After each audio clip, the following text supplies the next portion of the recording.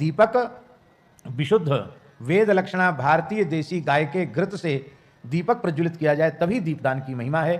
ऐसा घी उपलब्ध न हो प्रामाणिक रूप से तो शुद्ध तिल के तैल आदि से ही दीपदान करना चाहिए, घी से नहीं।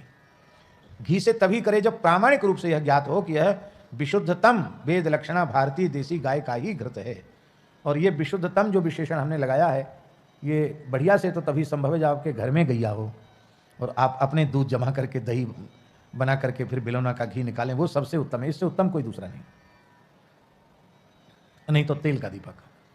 दीपदान के समय तुलसी के लकड़ी में, सूखी लकड़ी में थोड़ी सी रुई लगा करके उसको घी में डुबा करके उसके अग्रभाग पर थोड़ा कपूर लगा करके उसे प्रज्वलित करके उसकी अग्नि से दीपक को प्रज्वलित करना चाहिए, दिया सलाई से नहीं, मोमबत्ती से नहीं।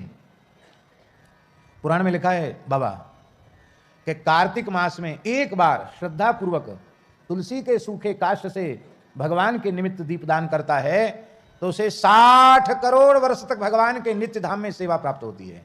यहां शैलेश जी 60 करोड़ वर्ष की जो बात है ना, वो 60 करोड़ इस अर्थ में है माने अनंत काल के लिए। 60 का मतलब 60 करोड़ ही मत समझना, 60 करोड़ एक बड़ी संख्या है। बड़ी संख्या का मतलब है अनंत काल के लिए। क्यों?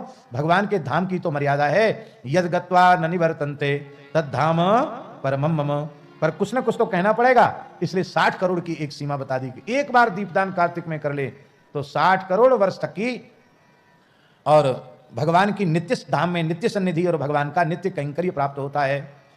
अब एक बार और सुन लो, पूरे महीना भर दीपदान नहीं कर सके हो, कार्तिक के नियम का पालन नहीं कर पाए हो, तो एकादशी से पूर्णिमा तक भी दीपदान कर लोगे, नियम पालन कर लोगे तो पूरे महीने के कल्पवास का पुण्य आपको मिल जाएगा। पर पुण्य अपने पास रखना नहीं, चोर डकैत पीछे लगे हुए हैं।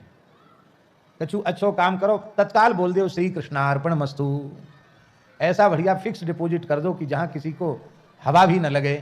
और ऐसे केवल भगवान के चरण कमल हैं, जहां सत्कर्म भगवान को निवेदित हो जाता है तो अक्षय हो जाता है।